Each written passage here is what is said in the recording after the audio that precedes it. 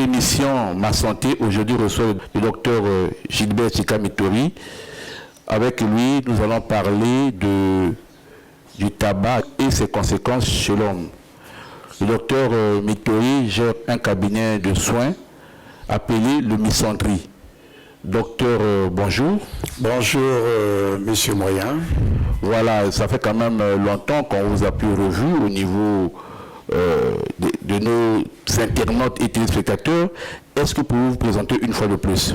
Je suis le naturopathe, le docteur Gilbert Chika Mittori, président départemental de la médecine naturelle dans le département du Kouilou-Pointe-Noire. Je suis un inventeur congolais.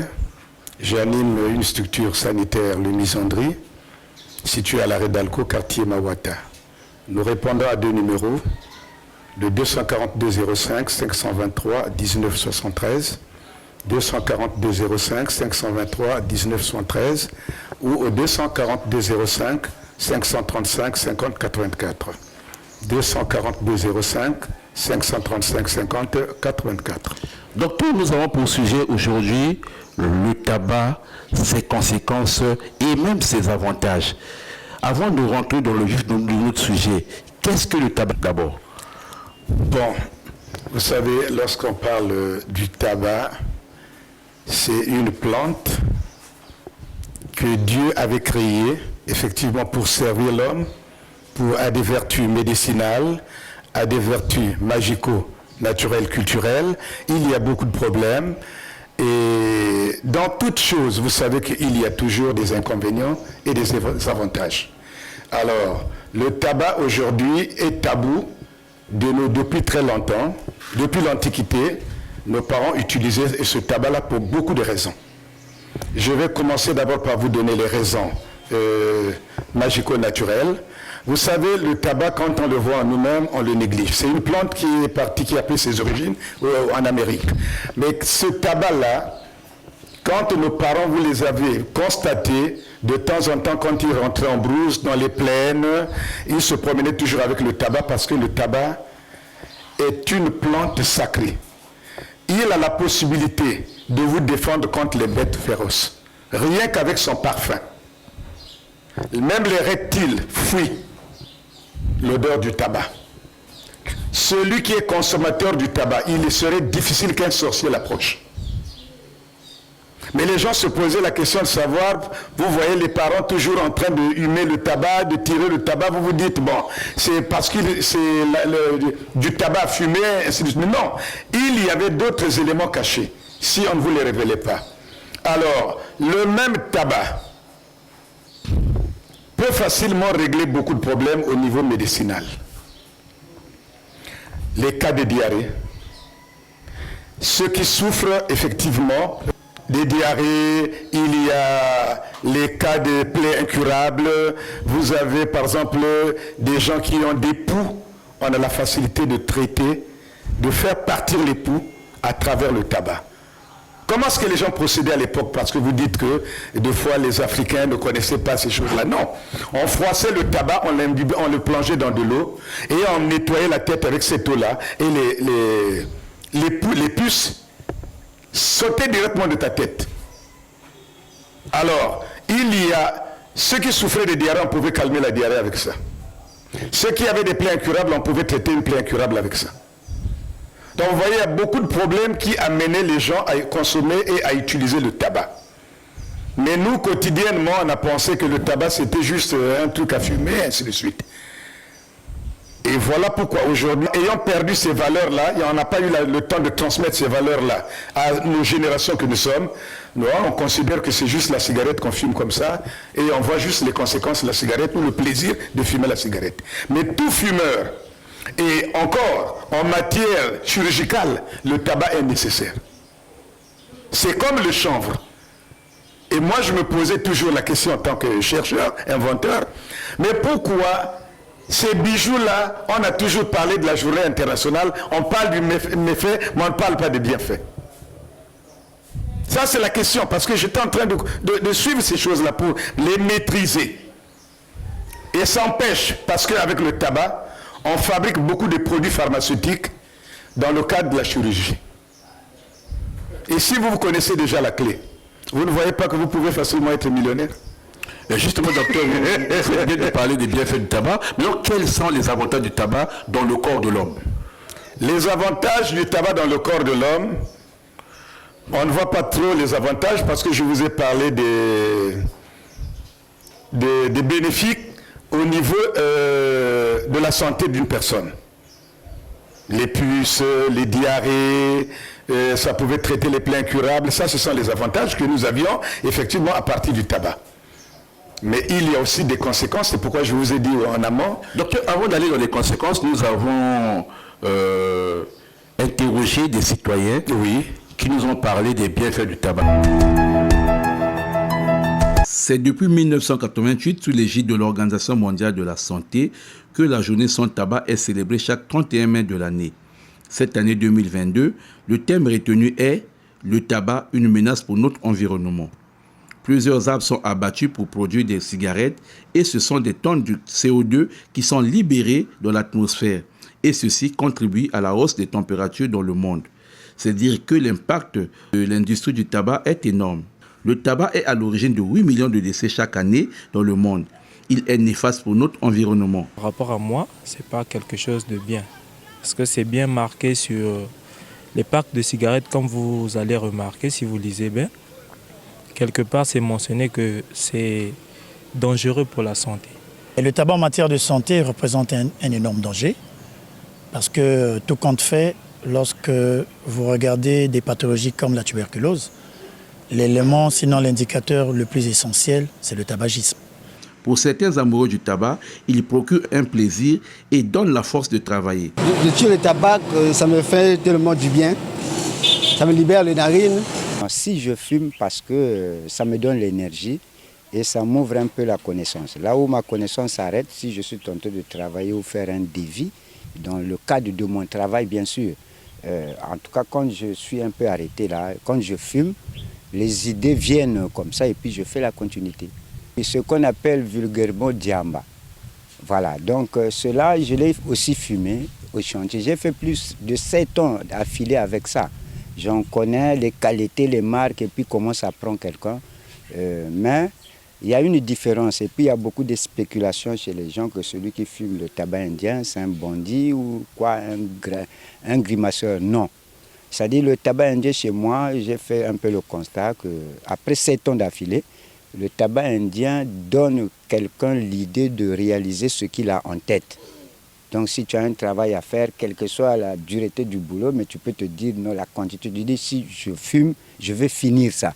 Et évidemment, ça doit te donner la force d'en finir. Donc moi, quand je fume le tabac indien, ça m'ajoute l'énergie, l'intelligence et la sagesse.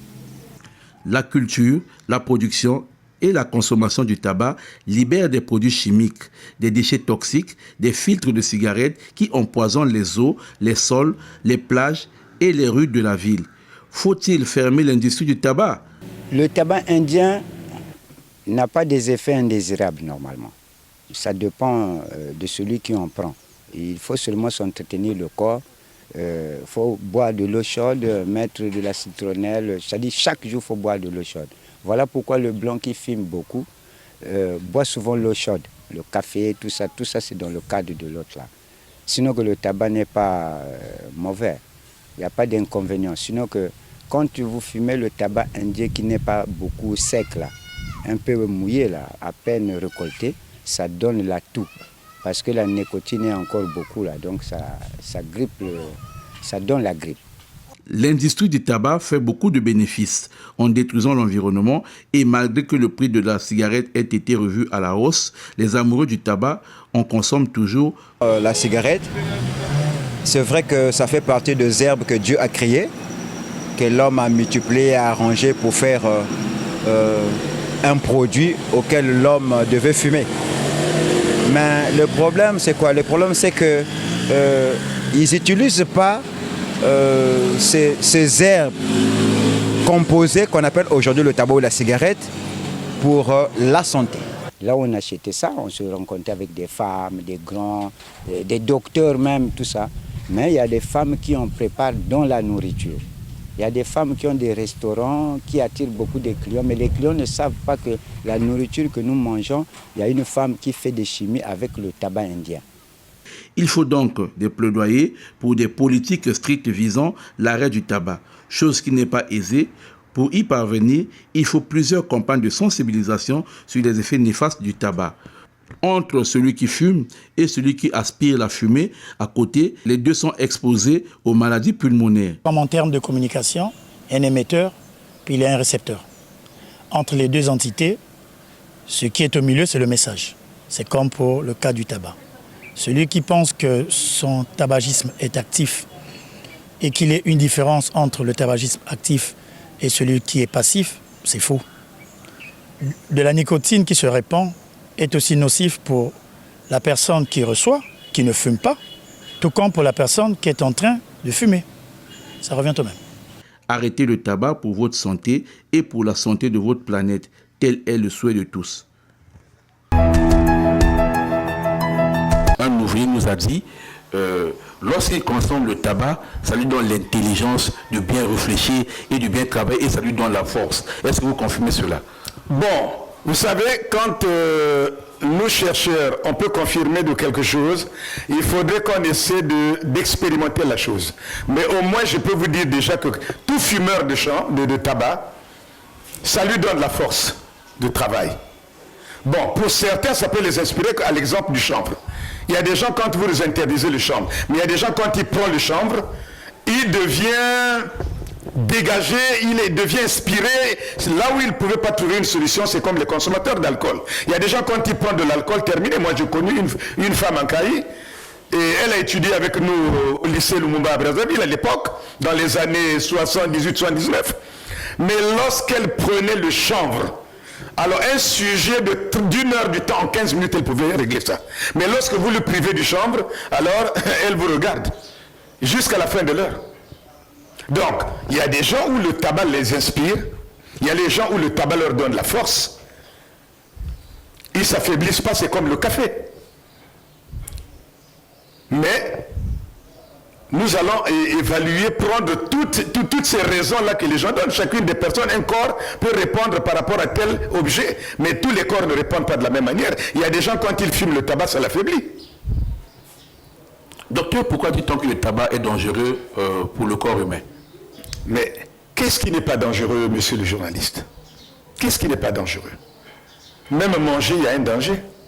Quand vous consommez abusivement quelque chose, il y a un danger. Je vous donne un exemple, par exemple, pour quelqu'un qui consomme suffisamment de piment. Ça peut lui créer des problèmes, une dysenterie, ainsi de suite. Il y a toujours un côté positif, un côté négatif. Mais pourquoi on va seulement s'atteler à un côté négatif? Mais les bienfaits, on vous les donne déjà. Je n'ai pas voulu aller un peu plus loin sur les bienfaits du tabac. Mais nos parents, quand ils le consommaient, ils savaient pourquoi ils le consommaient. Alors là, il n'y a que des consommateurs, chacune des personnes qui pourra vous évoquer ces raisons. Que moi, quand je fume le tabac, voici les bienfaits du tabac quand je les fume. Mais quand je ne tire pas le tabac, voici les conséquences que je subis. Mais déjà, quand vous êtes protégé par le tabac, parce qu'un fumeur de tabac, il est difficile qu'un sorcier puisse l'atteindre.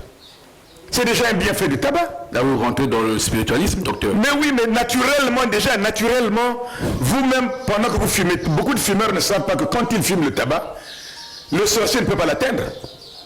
Vous voyez? Bon, beaucoup de gens ne savent pas que quand le tabac se limite parce que je le fume, ça me fait plaisir. Mais il y a des gens, moi je vais utiliser le tabac en tant que naturopathe parce que je peux régler le problème d'une plaie incurable. Je peux régler le problème des poux, d'un sujet, d'une dysenterie, ainsi de suite. Donc c'est ça le problème. Chacune des personnes dans l'utilisation, c'est pourquoi il est en train d'utiliser ou de consommer ce tabac.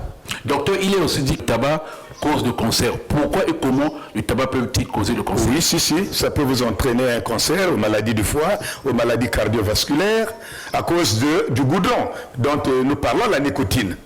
Quand ça bouche déjà les artères, ça va vous créer des problèmes. C'est pourquoi j'ai parlé de l'abus de la consommation d'un tabac. Mais pour celui qui est équilibré, sinon, quand on parle d'une journée internationale de tabac, mais pourquoi les usines continuent à fabriquer le même tabac? Parce qu'il y a des bienfaits et le côté positif et le côté négatif.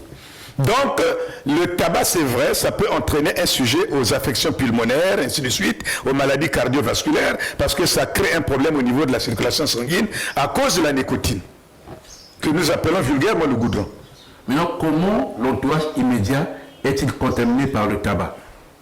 Bon, vous savez, ceux qui consomment le tabac, c'est d'abord par plaisir. Si je suis habitué à être avec le journaliste moyen qui fume de temps en temps, et moi, en recevant l'odeur de cette fumée-là, ça finira un jour par m'attirer. C'est le cas d'une femme qui n'est pas prostituée, mais qui toutefois a une amie prostituée. Elle finira par se faire tenter. Voilà l'exemple le plus simple. Vous êtes un monsieur sérieux, mais vous avez un ami barodeur, mais vous finirez par le devenir. Même si vous voulez résister. Donc le passif et l'actif sont tous au même pied d'égalité. Au même pied d'égalité. Au même pied d'égalité. Docteur, il y a aussi ce qu'on appelle la nicotine. Oui. Et c'est sa dépendance. Quels sont les effets de la nicotine et sa dépendance? Mais la nicotine, c'est lorsque vous fumez. Vous savez, même en matière d'enquête, lorsque vous attrapez quelqu'un, les enquêteurs de police, dès qu'ils vont vous regarder seulement au niveau de vos doigts, on saura que celui-là fume telle cigarette. Parce que lorsque ça vous brûle, là, il y a la nicotine, ça demeure. Et lorsque on vous prélève par exemple le sang, en matière de santé, on comprendra qu'il est un bon fumeur de tabac. Lorsque vous toussez beaucoup, le tabac empêche même quelqu'un à être victime de l'asthme, même de la bronchite là. C'est pourquoi je vous ai dit qu'il y a beaucoup de vertus. On prendra beaucoup de temps à travailler sur ces sujets-là. Alors, donc, lorsque vous consommez plus de la nicotine, c'est comme quelqu'un qui consomme beaucoup de la chair humaine ou de la graisse. Mais il finira par souffrir de maladies articulaires. Maintenant, docteur, quel est l'impact de la publicité du tabac chez l'homme? Mais la publicité, en fait, quand on fait la publicité, ceux qui ont lancé cet ultimatum-là, ils savent pour quel motif ils le lancent. Moi, je vous ai parlé en amont. Vous savez, avec le tabac, on peut réaliser beaucoup de choses. Alors, ceux qui ont décrété, par exemple, la journée internationale, ils ne vous ont pas dit, ils parlent seulement du tabac, du tabac, du tabac. Mais ils ne vous ont jamais parlé des bienfaits du tabac. Et pourquoi ils ne veulent pas que les gens consomment le tabac? Docteur, à vous entendre parler, vous êtes un défenseur du tabac. Non, je ne suis pas défenseur. Apparemment, vous défendez les bienfaits du tabac, les conséquences. Non, je ne défends pas, mais j'aime équilibrer les choses. C'est comme aujourd'hui, nous sommes dans une même maison, monsieur Moyen. Si moi je ne mange pas la viande, je ne vais pas vous interdire la viande. Je vais vous laisser consommer votre viande à la seule condition que vous n'en abusez pas, parce que voici les conséquences que cette même viande pourra vous entraîner. C'est ça le problème. On ne doit pas dire, si on vous voit fumer le tabac, on vous arrête là. Mais on voit les gens fumer le tabac partout. Il y a les cigares, tout ça là, c'est le tabac. Hein? Mais est-ce qu'on a déjà arrêté des gens qui tirent le cigare? Mais c'est ça le vrai problème. Donc il ne faudrait pas que vous allez menacer la basse classe pour dire on les a vus fumer, le tabac c'est pas bon, c'est des fumeurs, tout et tout. Mais vous aussi vous fumez le tabac. Mais le tabac c'est un terme générique qui englobe et la cigarette, le chanvre et tout. Toutes sortes de cigarettes. Voilà. Mais alors, mais pourquoi on interdit? Vous savez qu'avec par exemple le chanvre, prenons le cas, puis ça fait c'est le tabac. On peut fabriquer l'anesthésie avec, on peut facilement fabriquer les habits que nous portons. Mais c'est pourquoi je vous parle qu'il y a un côté positif et un côté négatif. Là où on a décrété deux fois une journée internationale, c'est qu'on est en train de bloquer un mécanisme. Alors, lorsqu'on va le dire, on dit non, pourquoi il a dit cela? Non, il ne faudrait pas que ça favorise un certain nombre de personnes, parce que c'est un marché qui est là. Mais sinon, quand vous parlez du mal du tabac, mais faites de telle façon que vous fermez même toutes les usines qui fabriquent le tabac. Ce qui est un bienfait dans le tabac, c'est comme la journée internationale de l'alcool. Lorsqu'on parle de l'alcool, mais on vous multiplie les brasseries. Mais pourquoi on ne devait pas fermer les brasseries si l'alcool n'est pas bon? Mais dans l'alcool, il y a un bienfait, il y a aussi un côté négatif. Donc c'est l'abus. Parce que tout le consommateur de tabac qui ne prend pas sa vie au sérieux, sa santé au sérieux, est facilement va vers la dérive, parce que ça va l'entraîner à l'amaigrissement, ça va l'entraîner aux maladies de foie, ça va l'entraîner aux maladies cardiovasculaires, tout et tout, l'artérosclérose, ainsi, il y a beaucoup de choses. Voilà pourquoi, quand on parle de ça, il faut éduquer. Quand vous prenez le tabac, faites cela, prenez le tabac avec modération. N'abusez pas parce que voici les conséquences. Bien qu'il y a quelques bienfaits, mais voici les conséquences. Et les gens savent comment. C'est comme nous aujourd'hui lorsque nous allons prendre la bière. On ne va pas être comme les super alcooliques. On se dit, je dois boire avec modération parce que demain, il ne faudrait pas que ça m'entraîne, par exemple, à la goutte, ça m'entraîne à ceci, tout et tout. C'est ça le gros problème. Donc moi, je ne défends pas, mais je regarde le côté positif et le côté négatif du tabac. Parce que nous, les chercheurs, quand on va sur une action, on ne va pas seulement regarder le côté négatif. On doit aussi regarder le côté positif. Et à ce moment-là, on vous étale tous les éléments en place. Voilà, donc vous êtes équilibriste. Nous avons le thème de l'année 2026 qui s'intitule « Démasquer l'attrait, lutter contre la dépendance à la nicotine et au tabac ». Comment interprétez-vous ce thème? Le thème, c'est vrai, c'est bien, vous donnez un sujet. Mais lorsque vous voulez lutter, la lutte doit commencer par où? Par la production et la fermeture. Soit des sociétés ou des industries qui fabriquent le tabac. C'est là d'abord le vrai problème. Mais vous créez un truc, on va lutter. Il y a une journée internationale de lutte contre le tabac, tout. Mais les mesures d'accompagnement de cette lutte-là commencent par où? La production doit être arrêtée. Le marketing. Le marketing. Et à ce moment-là, vous réglez déjà un certain nombre de problèmes. Et quand vous allez faire la répression, vous allez voir que les gens vont commencer maintenant à s'adapter parce qu'ils n'ont plus la matière première dont ils en avaient besoin. Mais vous parlez d'une journée, cependant, les industries fabriquent toutes sortes de cigarettes. Mais justement, docteur, les industries là ont des propagandes trompeuses. Mais exactement. Je partage cette conviction-là avec vous. Donc c'est pour intéresser les gens, pour divertir les gens. Parce qu'aujourd'hui, si je veux trouver de la stabilité chez moi, qu'est-ce que je vais faire? Je vais d'abord commencer moi-même à rentrer à 19h pour que mes enfants évitent de rentrer à 20h. Je dois équilibrer ma maison. Je dois mettre en condition tout le monde. Et à ce moment-là, les gens ne vont pas se vadrouiller, faire ceci, tout et tout. Donc c'est le cas du tabac. Vous devrez d'abord commencer à arrêter la production. Donc les gens ne vont plus faire les cultures de tabac. Ça, c'est déjà un premier point. Pas seulement le tabac indien que nous connaissons, tout genre de tabac.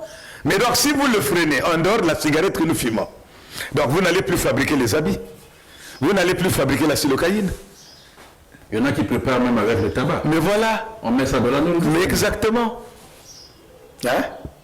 Donc, il y a des médicaments qu'on fabrique avec le tabac. Donc, quand nous décrétons une journée comme ça, dites, bon, nous voulons freiner, mais en témoignant, en présentant les conséquences du tabac, pour que les gens diminuent un peu cette consommation-là. Sinon, le tabac, on ne peut pas arrêter les cultures parce que ça nous permet de fabriquer encore d'autres produits. Et à ce moment-là, les gens vont vous comprendre. Docteur, nous sommes presque à la fin de notre entretien. Tout le temps, dites-nous, quels sont les avantages de l'arrêt du tabac? Mais vous verrez qu'il y a des gens, comme vous l'avez vous-même déclaré au départ, vous avez interviewé des gens. Le tabac leur donne une inspiration. Mais si vous freinez cet élément-là, si c'était un bon technicien, à force de tirer son tabac, il s'inspire. Mais il ne va plus s'inspirer. Moi, je vous ai situé d'une situation comme ça en 1978, où on avait une collègue, je ne vous donne pas son nom, mais quand elle tirait pas le chanvre, en tout cas ça passait pas, et à Lumumba, on savait déjà que celle-là, si vous voulez qu'elle fasse de bons résultats, laissez-la aller tirer son tabac. Dès qu'elle va tirer seulement le chanvre, une jeune fille, mais quand elle revient, elle bosse, elle vous rattrape. Donc, il y a un bienfait du tabac et il y a un côté négatif. Donc, ce serait difficile de freiner un phénomène comme ça. Je dis bien ce serait difficile. Il y a aujourd'hui des gens, prenons le cas des grandes personnalités, quand il veut parler devant faire une conférence, il doit tirer son tabac. Parce que le tabac l'inspire. Merci docteur de votre émission, et nous espérons vous trouver prochainement pour un autre sujet. Merci beaucoup, je vous en prie, monsieur le journaliste. Voilà, nous sommes arrivés au terme de notre émission. Je rappelle que nous étions ici avec le docteur Gilbert Sika Mittori, Avec lui, nous avons parlé du tabac. Le tabac n'a pas seulement des conséquences, il a aussi des avantages. Vous avez écouté le docteur, je n'ai plus rien à ajouter.